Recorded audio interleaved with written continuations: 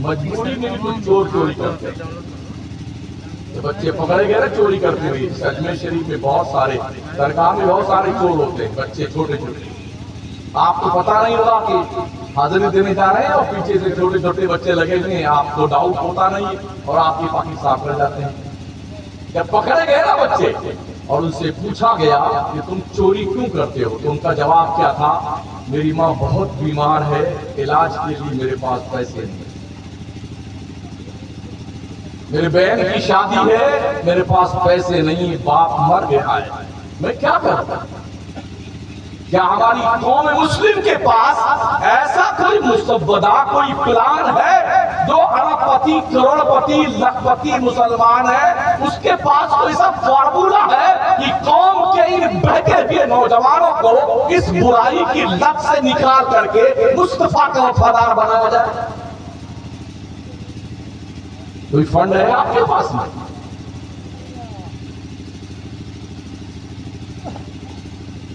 دوسروں کے پاس تو اس کا فنڈ ہے, ہمارے یہاں فنڈ اس کا نہیں. سنیوں کے یہاں ہمارے یہاں فنڈ کس کا ہے؟ قوالی کا. ہاں, ایک ایک ضلع میں کم سے کم نہیں تو 150-200 بزرگ کا عرس تو ہوتا ہی ہوگا. کوئی کھیتاری میں لیٹے ہوئے ہیں, کوئی املی کے پیڑ کے نیچے لیٹے ہوئے ہیں, کوئی برگد کے پیڑ کے نیچے لیٹے, کوئی پوکھرا والے بابا ہیں, کوئی تالاب والے بابا ہیں, اور ان کے عرس کرنے میں لاکھوں لاکھ روپے ہماری قوم کے سٹیائے ہوئے لوگ لاکھ پتی کروڑ پتی سیٹ اپنی تجوریاں کھول دیتے بابا کا ہلوس کرنے کے. یہ پیسے اکٹھا کر کے قوم کے مسلم بچے جو چور, اچکے, ڈکیت بن رہے ہیں, شرابی بن رہے ہیں, جواری بن رہے ہیں, ان بچوں کی مدد کر کے انہیں سچے اور اچھے بننے کے لیے ممد و معاون ثابت ہو, یہ آپ کی ذمہ داری ہے. لیکن ہماری توجہ اس طرف نہیں جاتی, ہماری سوچ ایسی نہیں ہے. مشاعرے کروائیں گے, کئی لاکھ روپے ایک ایک مشاعرے پہ خرچ ہوتے ہیں, قوالیوں پہ کئی لاکھ روپے خرچ ہو جاتے ہیں. لوگوں کو احساس نہیں ہوتا ہے. جلسے کا چندہ کرنے آ جائیں تو 100 روپے بڑی مشکل سے نکلتا ہے ہم نے کہا, وہ بھی منہ بڑا کر کے لٹکا کر کے دے گا. مدرسے کا چندہ, مسجد کا چندہ, اور قوالی کے لیے جائیے نا, اس کے دودھ پھٹکے رکھتی ہے چرا کر کے مردود کی. یہ حال ہماری قوم کا. جس قوم میں نچنیوں اور گویوں کی قدر کی جاتی ہو, جنہیں سرپرائز دیا جاتا ہو, اس قوم میں نچنیے اور گویے ہی پیدا ہوں گے. کاش یہ کون سا ضلع رکھا تھا؟ سدھارتھ نگر کے لوگوں, کاش ایسا ہوتا. آپ اپنے مدرسے کے پلیٹ فارم سے ہر سال یہ سروے کیجئے, سدھارتھ نگر ضلع میں کتنے بچے کسی بھی اسکول کے جنہوں نے ضلع ٹاپ کیا ہے, 10ویں میں, 12ویں میں, یا کیا بولتے ہیں اس میں امتحان میں جو کمپٹیشن کا امتحان ہوتا ہے, یوپی ٹاپ کیا ہوتا ہے, ان بچوں کی فہرست لیجیے اور انہیں اپنی جلسوں میں بلا کے انہیں سرپرائز دیجیے. چاہے مسلمان کا بچہ ہو, چاہے ہندو کا بچہ ہو, اگر آپ نے یہ کامن عمل کرنا شروع کیا تو ایک میسج تو غیروں کو یہ جائے گا, مسلمان جو ہے پکش پات نہیں کرتا ہے. دوسرا میسج یہ جائے گا, قوم کے بچے اور کسی بھی قوم کے بچے ہوں, ہندو مسلم, وہ سوچیں گے لوگ ہمیں پڑھنے پہ پذیرائی کرتے تو ہمیں محنت سے پڑھنا چاہیے. یہ بھی ہمارے یہاں ہے. ایسا آپ کریں گے تو آپ کے مدرسے کا نام ہوگا. کیا لگتا ہے کچھ میڈل بنوانے ہیں آپ کو, اسمرتی چنہ آپ کو لانا ہے اور اس پر اس کا نام لکھنا ہے, کسی ایم ایل اے کو بلا لیجیے, اس کا باپ دوڑ کے آئے گا, ایم پی کا باپ دوڑ کے آئے گا. ایسے شبارم کام کرنے ہمیں شبھ کام کرنے کے لیے کہ ہم کو یہاں انوائٹ کیا گیا، وہ تلاش کے میں رہتے ہیں کہ یہاں پبلک اکٹھا ہو. تو ایک طرف سے آپ کے مدرسے کا نام ہوگا، آپ کے گاؤں کا نام ہوگا، آپ کے ضلع کا نام ہوگا. آپ کا مدرسہ پرشاسن کی نظر میں ایک خوبصورت مدرسہ مانا جائے گا اور لوگوں کی لوکپریتا آپ کی طرف متوجہ ہوگی. یہ کام ہمارے پورے بھارت میں کہیں نہیں ہوتا ہے، ساؤتھ انڈیا کو چھوڑ کر. کوئی مطلب نہیں تھا. ہم تو اسی چکر میں ہیں کہ بس دو چار بچے حافظ بن گئے، مولانا قاری صاحب بن گئے، ان کی پگڑی بڑی بنوا دو، ہار پھول پہنا کر کے مزہ آ گیا، جلسہ ہم نے کر لیا، اب مان لو ہم نے ہندوستان فتح کر دیا. یہ بہت ہی لمیٹڈ سوچ مانی. افسوس یہ ہے کہ جو گفتگو میں کر رہا ہوں، یہ گفتگو مجھے 10 بجے کرنی چاہیے.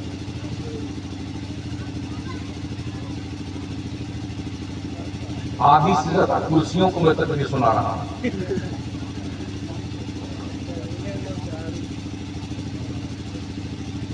اتنی دور سے مجھے بلایا گیا، میں کیوں آیا، مجھے اس پر بھی حیرت ہے.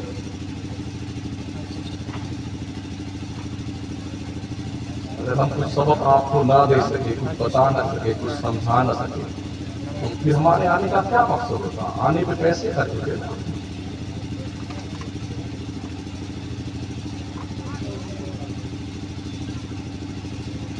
کل کے نکلے ہوئے ہیں، آپ یہاں پہنچے ہیں تقریباً عشاء کے بعد. اتنی دور سے چل کے آنے کا میرا مقصد کیا ہے؟ ٹوپی دکھانا، جبہ دکھانا؟ جی نہیں. کچھ دین کی بات ہم کرنے آئے ہیں، اور دین کی بات کسے سنائی جائے؟ کرسی کو، غبارے کو. ماشاءاللہ اتنے غبارے لگے ہوئے.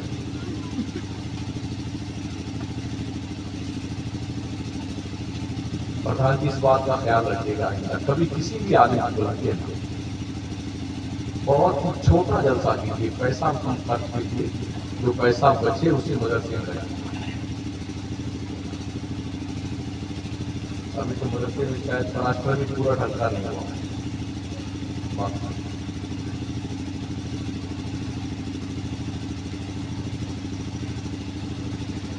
بہت بڑی ذمہ داری آپ نبھا رہے ہیں. جب آپ کو بتایا جائے کہ جو بات غلط ہے، اس غلطی سے بچیے. آپ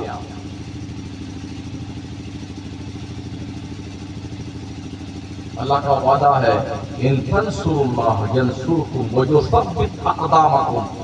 اگر تم اللہ کی مانو گے تو اللہ تمہاری مانے گا. اگر تم اللہ کی مدد کرو گے، اللہ تمہاری مدد کرے گا. اللہ تمہارے پیر میں استقلال پیدا کر دے گا، دنیا تمہیں ہلا نہیں سکے گی. یہ اللہ کا وعدہ ہے. ہمیں کوئی پرواہ نہیں. اللہ کے نبی علیہ السلام فرماتے جو شخص فجر کی نماز پڑھ لیتا ہے وہ اللہ کی حفاظت میں آ جاتا ہے. اللہ جس کی حفاظت کرے، کوئی روبوٹ اس کا کیا کر سکتا ہے؟ رب نے حفاظت کرنی چاہیے نا، تو اپنے محبوب کی حفاظت غار ثور میں مکڑی کے جالے سے کی تھی. اور اللہ نے تباہ کرنا چاہا تو وقت کے نمرود کو لنگڑے مچھر سے تباہ کر دیا. وقت کے فرعون کو دریا میں ڈبو کے مارا. قارون جیسے خزانہ رکھنے والے مالدار کو خزانے سمیت دھسا دیا اللہ نے. شداد جیسے مردود کو، جنت بنانے والے کو، اس کے جنت کی چوکھٹ پر ملک الموت نے پٹک کے اسے مارا. یہ بھی دنیا نے دیکھا. 1000 سال کی عمر پانے والے لوگ تھے. ہماری تو 70-80 کے آس پاس گل ہو جاتی ہے عمر نا. شداد 1000 سال کی عمر اس کو ملی تھی. 1000 عورتیں تھیں اس کے نکاح میں. اتنا بڑا بادشاہ تھا، اس نے جنت بنا ڈالی تھی اللہ کے مقابلے. اور اس نے کہا تھا جب میری جنت بن کے تیار ہو جائے تو مجھ سے پہلے کوئی میری جنت دیکھنا نہیں چاہیے. جب جنت بن کے تیار ہوئی وقت کے پیغمبر نے کہا شداد اللہ کو ایک مان، اس کی عبادت کر۔ اس نے کہا اللہ کو ایک مانیں گے، عبادت کریں گے تو کیا ملے گا؟ اللہ کے پیغمبر نے کہا جنت ملے گی۔ کہا جنت کیسی ہے؟ انہوں نے جنت کی کنڈیشن بتائی کہ جنت ایسی ایسی ہے، اس میں نہریں، یہ وہ باغ باغیچہ سب بتا دیا۔ اس نے سیم ویسی جنت بنا ڈالی، بہت پیسہ تھا اس کے پاس میں، تو چیلنج کیا وقت کے پیغمبر کو، مجھے نہیں ماننا اللہ کو، میں نے جنت خود کی بنا ڈالی ہے۔ جیسے بھی ہے نا کسی کو بھی نماز تھوڑا شادی وادی ہو جائے تب نماز پڑھیں گے، 2-4 بچے بچے تب داڑھی رکھ لیں گے، ابھی رکھ لیں گے تو لوگ کہیں گے یہ بڈھا دکھتا ہے نا، یہ کہتے ہیں ہمارے نوجوان یہ بڈھا دکھتا ہے۔ کچھ تو یہ کہتے ہیں کہ بھئی اگر داڑھی رکھ لیں گے تو شادی نہیں ہوگی۔ ہماری بھی شادی ہوئی ہے، یہ جو یہاں داڑھی والے سب مولانا لوگ ہیں ان کی بھی شادی ہوئی لگ بھگ۔ داڑھی شادی کے راستے میں رکاوٹ نہیں ہے۔ تو شداد نے جنت بنائی، اللہ کے مقابلے کے لیے تیاری کی اس مردود نے۔ تو اس نے کہا جب جنت بن جائے تو پہلے مجھے انفارمیشن کرنا، میں پہلے دیکھنے آؤں گا، کوئی مجھ سے پہلے دیکھنے نہ پائے۔ جب تیار ہو کے بتایا گیا جنت کا شبارمب کر دیجیے، چل کے ادھاٹن کیجیے، تو جناب گھوڑے پہ بیٹھ کر کے اپنے لاؤ لشکر کے ساتھ وزیر امیر کبیر سب کو ساتھ لگے چلا بیٹھا۔ جنت کے گیٹ کے پاس قریب جب پہنچا تو اس نے دیکھا کہ اندر سے ایک بڈھا ڈنڈا ٹیکتا وہ باہر نکل رہا ہے۔ اسے بہت غصہ آیا شداد کو، بدبخت میری جنت مجھ سے پہلے دیکھ کے لوٹ رہی ہے۔ وہ آتا رہا ٹیکتا وہ ڈنڈا، گیٹ کے باہر نکلا اور آگے شداد کے گھوڑے کے سامنے کھڑا ہوا۔ کہا بادشاہ سلامت مجھے کچھ بات کرنی ہے آپ سے، مجھے کچھ کہنا ہے۔ بادشاہ نے کہا پیسے پڑے اٹھا لے اس کو، کوئی بات کرنی بعد میں بات کرنے آنا۔ اس نے کہا تھوڑا منڈی گردن جھکا دیجئے اور گھوڑے سے مت اتریے، آپ کے کان میں میں کچھ کہہ دیتا ہوں۔ تو اس نے منڈی جھکائی تو اس ڈنڈا پھینک کر کے اس بڈھے نے کہا میرا نام ملک الموت ہے اور میں اس لیے آیا ہوں، اللہ نے بھیجا ہے کہ تیری جنت کی چوکھٹ پر تجھے پٹک کے ماروں۔ اب ڈر کے مارے خود ہی اتر آیا۔ ارے حضرت ایک بار ایک جھلک دیکھ لینے دو، بڑی محنت سے جنت بنائی ہے۔ ارے حضرت چپ رہنا چاہیے، اللہ کا حکم ہے تجھے تیری جنت دیکھنے نہیں دی جائے گی۔ چنانچہ اس دجال کو اس کی جنت کی چوکھٹ پر پٹک کر کے فرشتہ اجل نے اس کی روح قبض کی۔ ہم لوگ بھی ہیں نا، بڑی لمبی عمر کی خواہش جو تمنا ہے، انشاءاللہ ابھی تو میری عمر ہی کیا ہے، ماشاءاللہ ابھی تو ہماری شادی ہوگی، الحمدللہ اس کے بعد پھر بچے پیدا ہوں گے، ماشاءاللہ پھر ان کی پرورش کرنی ہے، سبحان اللہ، پھر ان کی شادیاں کرنی ہے، ماشاءاللہ۔ یہ پلاننگ ہے، پلاننگ۔ اور ملک الموت اپنے کام میں لگا ہوا ہے، وہ تکتا ہے کب اس کا نمبر آئے۔ اذا جاء اجلها، اللہ فرماتا ہے جب موت کا وقت آ جائے تو موت اپنے وقت سے نہ ایک سیکنڈ پہلے آتی ہے نہ ایک سیکنڈ بعد اپنے ٹائم پہ آ کے رہتی ہے۔ اس لیے ساتھیوں لمبی عمر کی کامنا مت کرنا، جتنی بچی ہے اسے خیریت سے گزار لو، اچھے کام کر کے مر جاؤ تاکہ تیری قبر میں اللہ کے رحمتوں کی بارش ہو۔ تو فجر کی نماز پڑھ لینے والا مسلمان اللہ کی حفاظت میں آ جاتا ہے۔ ظہر کی پڑھ لیتا ہے تو عصر تک اللہ کی حفاظت میں، عصر پڑھ لیتا ہے تو مغرب تک اللہ کی حفاظت میں، مغرب پڑھ لیتا ہے تو عشاء تک اللہ کی حفاظت میں، عشاء پڑھ لیتا ہے تو فجر تک اللہ کی حفاظت میں۔ پڑھتا 5 وقت کی نماز ہے مگر فرشتہ لکھتا ہے کہ یہ 24 گھنٹہ نماز پڑھتا رہا ہے۔ کتنا منافع چاہیے آپ کو؟ 1 گھنٹہ 22 منٹ نماز میں ٹائم لگتا ہے 24 گھنٹے میں سے 5 وقت کی نماز میں۔ تقریباً 22.5 گھنٹہ آپ دنیا کے کام میں گزارتے ہیں، اپنے کام میں گزارتے ہیں، مگر فرشتہ لکھتا ہے کہ یہ بندہ نماز پڑھتا رہا ہے، کھیت جوت رہے ہیں نماز پڑھ کر کے، فرشتہ لکھتا کیا ہے؟ نماز پڑھ رہا ہے۔ عشاء پڑھ کے سو گئے نا، فرشتہ لکھتا ہے رات بھر نماز پڑھتا رہا ہے۔ اس سے زیادہ کوئی منافع دے سکتا ہے؟ آپ کا رب اتنا سخی ہے، اتنا کریم ہے، اور اتنی محبت فرماتا ہے اپنے بندوں سے جتنی محبت کوئی ماں بھی نہیں کرتی۔ بہت سارے پاکھنڈی لوگ ہیں، جاہل ناظم جلسوں کے اور جاہل شورا، جو کہتے ہیں ہمارے مقدر کا فیصلہ میدان محشر میں پیر صاحب کریں گے۔ کوئی فرما رہے ہیں کہ مولانا میدان محشر میں سر پیٹو گے اگر پیروں کی مارے میں کچھ کہا تو۔ اللہ کا شکر ہے سر وہ پیٹے جس کی قسمت کا فیصلہ پیر کرتا ہے، میرے مقدر کا فیصلہ میرے رب نے کرنا ہے۔ ہاں، میرا رب وہ ہے جو 70 ماؤں سے زیادہ اپنے بندوں سے پیار کرتا ہے، تو جس کی قسمت کا فیصلہ کوئی پیر کرتا ہو اس کو ڈرنا چاہیے کہ اگر ہم نے کوئی گڑبڑ کر دیا تو مارے جائیں گے، دھتکارے جائیں گے۔ ہم نے کیا کرنا ہے؟ ہم نے اپنے سارے کام اپنے رب کو سونپے ہوئے ہیں۔ میرا رب ان اللہ علی کل شیء قدیر، اس سے بڑا پاور والا کوئی نہیں ہے دنیا میں۔ اور میرا رب وہ ہے جو فرماتا ما یفعل اللہ بعذابکم ان شکرتم، اگر بندو تم میرا شکریہ ادا کرو اللہ تمہیں عذاب دے کے کیا کرے گا؟ وہ پیار کرتا اپنے بندے۔ مدرسوں کو دھیان دیجیے ساتھ، تعلیم پہ دھیان دیجیے، محنت کیجیے۔ صرف حافظ جی بنا کر کے مدرسوں سے بچوں کو مت نکالیے، حافظ صاحب کو مولانا صاحب بھی بنائیے۔ دنیا کی تعلیم سے بھی لیس کیجیے اپنے بچوں کو، ڈاکٹر بھی بنائیے، انجینئر بھی بنائیے، لائر بھی بنائیے، IAS IPS ادھیکاری بنائیے۔ اب آج کی تاریخ میں یہ زیادہ ضروری ہو گیا ہے کہ ہمارے بچے IAS IPS بننی چاہیے۔ آدھی روٹی کھاؤ، بچوں کو پڑھاؤ، یہ مہاراجا کے سادات کا فرمان ہے، ٹھیک ہے نا؟ تعلیم بہت ضروری ہے۔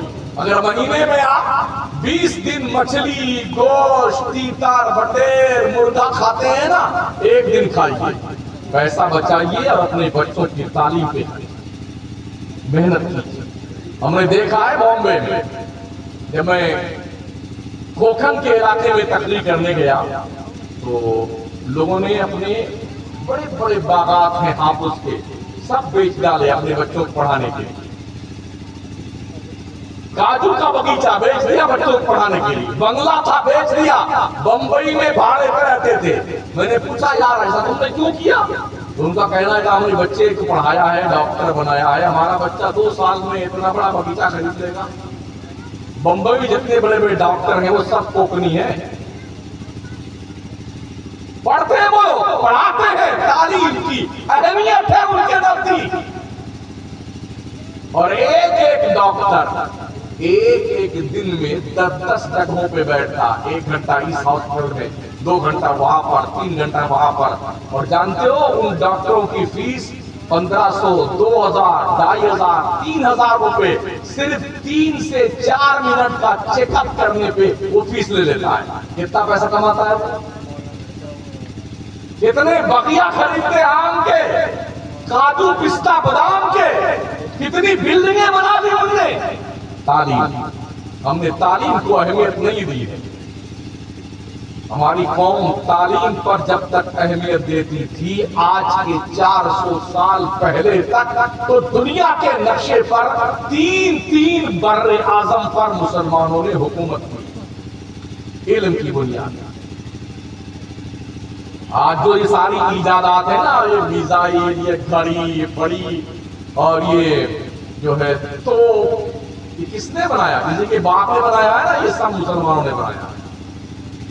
ساری دنیا بھیک منگی ہے، مسلمانوں کے دسترخوان پہ پڑے ہوئے ٹکڑے کھا کر آج لوگ بڑے بڑے علم والے بن گئے ہیں۔ اور جس قوم کے پاس علم کا خزانہ تھا وہ قوم صرف فاتحہ خوانی اور قرآن خوانی میں رہی۔ تیجا ہے، 10 دن کے بعد 10واں ہے، 20 کے بعد 20واں ہے، اور 4 دن میں 40واں ہے، 7 کے بعد اللہ ابا کی برسی ہے اور کھانا کھلانا ہے، پورے خاندان کی توند بھر رہی ہے بکرا کاٹ کاٹ کر کے. یہی ہم کر رہے ہیں.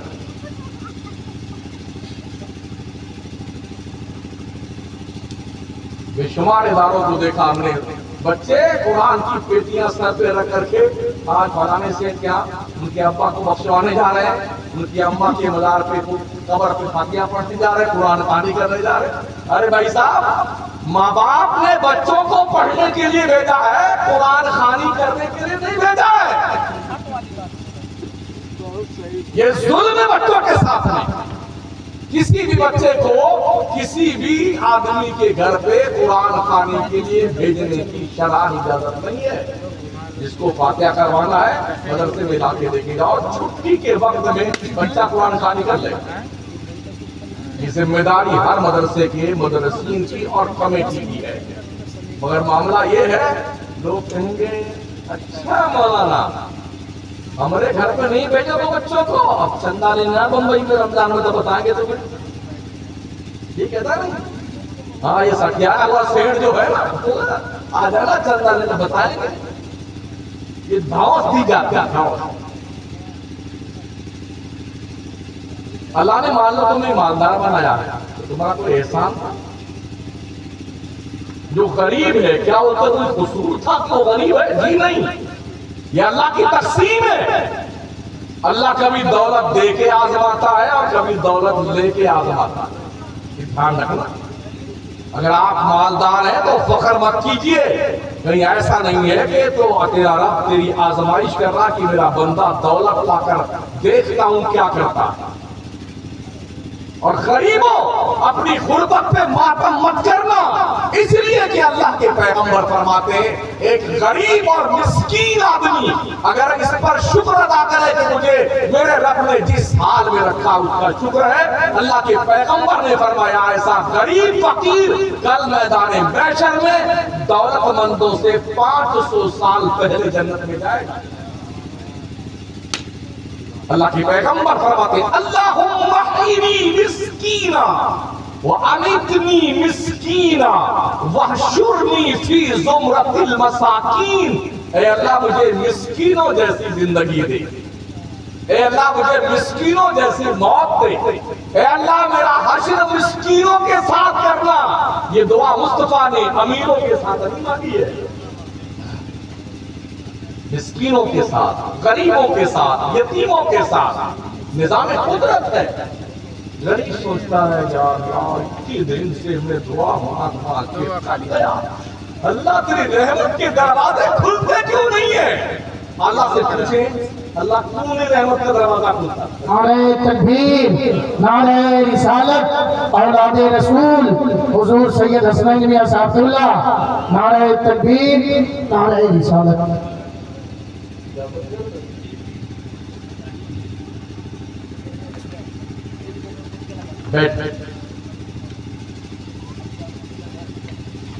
اللہ ارشاد فرماتا ہے وَلَوْ بَسَطَ اللَّهُ الرِّزْقَ لِعِبَادِهِ لَبَغَوْا فِي الْأَرْضِ وَلَكِنْ يُنَزِّلُ بِقَدَرٍ مَا يَشَاءُ. اللہ فرماتا ہے اگر اللہ بغیر اندازے کے لوگوں کو روزیاں دینا شروع کر دینا، ہاں تم بھی مالدار، تم بھی مالدار، تم بھی مالدار بن جاؤ، تو اللہ فرماتا زمین کا معاملہ ڈسٹرب ہو جائے گا، نظام درہم برہم ہو جائے گا. بندے کی اتنی قدر تیری ہے نا، اسی قدر کے مطابق اللہ تجھے روزی دیتا. تو اگر تمہارے پاس پیسے کم ہے نا تو اس پر آنسو بہانے کی ضرورت نہیں ہے. اپنے رب کا شکر ادا کیجئے جس کے پیسے کم ہے اسے حساب بھی کم دینا. جی جی، اسے حساب بھی کر حشر میں کم دینا ہے. اللہ کے نبی کی حدیث مبارکہ میں ملتا ہے کہ صحابہ میں سب سے اخیر میں جنت میں جانے والے عبد الرحمن بن عوف تھے. کون عبد الرحمن بن عوف؟ عشرہ مبشرہ کے صحابی ہیں، جنتی صحابی جنتی. وہ 10 صحابہ جن کو اللہ کے پیغمبر نے دنیا میں ہی جنتی ہونے کی بشارت سنائی، انہیں عشرہ مبشرہ کہا جاتا ہے. ان میں سے ایک ہے مگر دولت زیادہ انہوں نے کمائی ہے. آقا فرماتے ہیں یہ حساب دیتے دیتے اتنا وقت لگ جائے گا کہ سب سے آخر میں جنت میں جائے گا. وہ تو حلال پیسہ کمائے تھے نا, وہاں تو یہ تصور بھی نہیں ہے, جائز بھی نہیں ہے تصور کہ انہوں نے کوئی غلط کمائی کی ہوگی. حلال پیسہ کمایا تھا. جب اس کا حساب دینے میں سب سے لاسٹ میں جنت میں جائیں گے, اور جنہوں نے انڈرسٹینڈ کمایا ہے. ہم بمبئی میں رہے ہیں 10 سال. چندی کی دکان جو بمبئی لوگ کرتے ہیں نا, ان چندی والوں نے بڑی بڑی میلیں ان کا ستیہ ناش کر دیا. جو مل کا ہیڈ ہوتا تھا, سپروائزر, اس سے مل کر کے چندی کا مال کا سودا کرتا تھا اور بڑھیا بڑھیا مال اس سے رشوت کھلا کر کے بڑی بڑی میلیں دھس نہیں بمبئی کی. یہ کھٹاؤ پھٹاؤ جو مل ہے نا, یہ چندی والوں نے ستیہ ناش کیا ہے. اتفاق یہ کہ میں چندی والوں کے محلے میں امام تھا. صورتی محلہ نام جانتے ہیں آپ, ناکواڑا پہ, ہاں قاضی پلاٹ, 2 ٹاکی چمڑے والی گلی, اسی میں امام تھے. سارے چندی والے اسی گونڈا ہمارے اور بستی اور سدھارتھ نگر اور سنت کبیر نگر, صغیر نگر, تقدیر کے ہیں سارے. اللہ ماشاءاللہ مارا ایسا تباہ کیا کہ میلوں کی میلیں بٹھا دی. کیا سمجھتے ہیں آپ, حساب نہیں دینا پڑے گا؟ اتنا مر جاؤ گے نا اللہ کا ذات تمہاری چکنے بگڑ جائے گا. دھوکہ دیتے ہو, لوٹتے ہو دوسروں کو, دوسروں کا دھندا تباہ کرتے ہو. اس لیے کم پیسے ہیں تو اس میں غم کرنے کی ضرورت نہیں ہے. ہاں یہ الگ بات ہے, زندگی میں مشکلات تو آتی ہیں, مسائل بہت سارے ہمارے, ان مسائل کو فیس کرنے کی ضرورت ہے اور قناعت پسند بن جائے. اگر 3 جوڑے میں 4 جوڑے میں سال بھر گزر جاتا ہے تو کوئی ضروری کہ ہر تیوہار پہ 2 جوڑا نیا نیا ہمیشہ ہم بناتے رہے. آج کی تاریخ میں لوگوں کی ضرورتوں سے زیادہ 100-200 جوڑا کپڑا لوگوں کے پاس موجود ہے. 8-10 سویٹر ہے, 15 شال ہے. کس لیے بھائی صاحب؟ بے ضرورت رکھی ہوئی ہے. اچھا جب کسی کپڑے کا چلن ختم ہو جاتا ہے تو مسئلہ پوچھنے آتے ہیں, تو کئی سال سے میرے پاس کپڑا رکھا ہوا ہے اور میں چاہتا ہوں کہ اس کو زکات میں نکالوں تو چلے گا.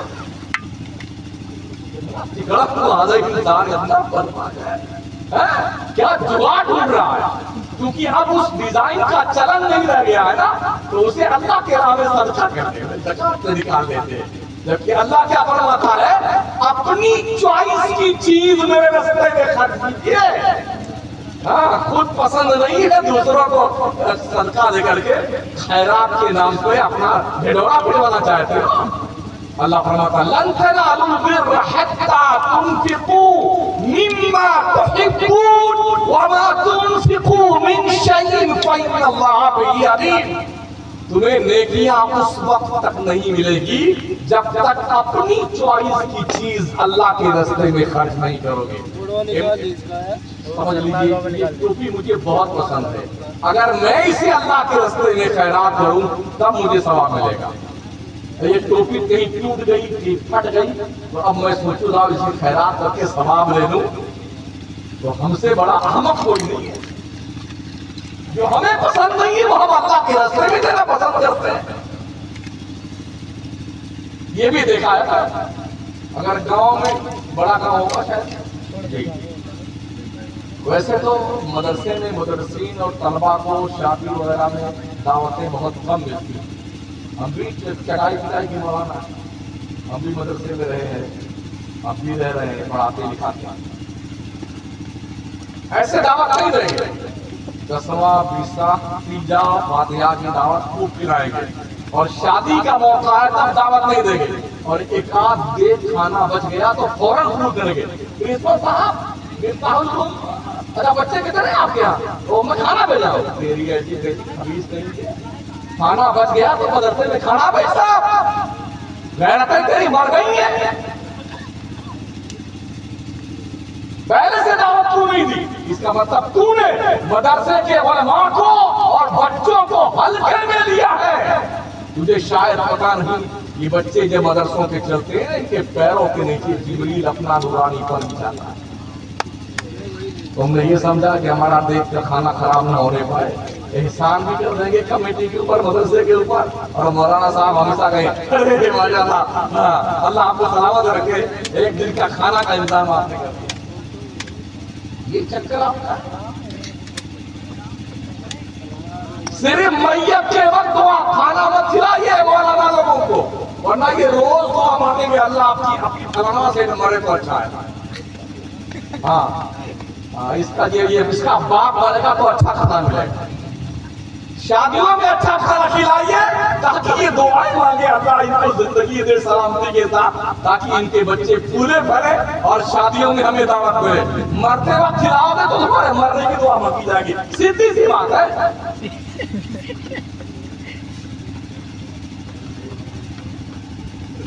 ایک اینٹ بھی مدرسے میں آپ کی لگ گئی ہے نا تو قیامت تک کے لیے آپ کا عزت دے جائے گا. بہت قیمتی چیز ہے علم ساتھ. کریم آقا نے یوں ہی نہیں فرمایا تھا اطلب العلم ولو بالسین، علم تلاش کرو چاہے تمہیں چین جانا پڑے. تو کیا وہاں پر امام بخاری درس بخاری دیتے تھے چین میں؟ جی نہیں. اس وقت تو سارے کے سارے کفار و مشرکین تھے وہاں پہ، یہود و نصارا رہے ہوں گے. تو نبی رحمت نے کیوں فرمایا چین میں اب تمہیں جانا پڑے گا تو تم وہاں جاؤ علم حاصل کرنے کے. آج ہمارے کچھ علماء جامعہ ازہر مصر پڑھنے جاتے ہیں نا تو کچھ خبتی پیر ہندوستان میں آ رہے ہیں، بولے صلح کلی ہو گیا، جامعہ ازہر پڑھنے گیا تو صلح کلی ہو گیا. تیری ایسی کی تیسے صلح کلی کس بلا کا نام ہے یہ؟ کتنے علامہ فہامہ پڑھ کے آگے صلح کلی ہے. علم حضرت آدم کی وراثت ہے اور ہم حضرت آدم کے بیٹے ہیں. بیٹے باپ کی وراثت جہاں ملے بیٹے کو چاہیے اس سے حاصل کرے، کہیں بھی ملے، اسکول میں، کالج میں، یونیورسٹی میں، ادھر ادھر جدھر ملے. ہم نے یہی دیکھا جب باپ کا انتقال ہوتا ہے نا، جتنے وارث لوگ ہیں پھٹافٹ سارا کاغذ سنبھالتے ہیں. ہاں وہ زمین کا کاغذ کہاں ہے، دکان والا کدھر ہے، وہ مکان والا کدھر ہے، ابا نے فکس ڈپوزٹ کروائی تھی وہ کاغذات کدھر ہے، وہ لائف انشورنس والا کاغذ، یہ سارا سنبھالتے ہو نا. سب ڈھونڈتے کہاں کہاں زمین لکھائی ہے، کھاتا داری تلاش کرتے ہو. یہاں تلاش کرنے میں موت کیوں آتی ہے کہ ہمارے باپ آدم کی وراثت علم ہے. دنیا کے نقشے پہ جہاں بھی علم ملے وہ آدم کی وراثت ہے، اولاد آدم کا حق ہے اسے حاصل کرنا.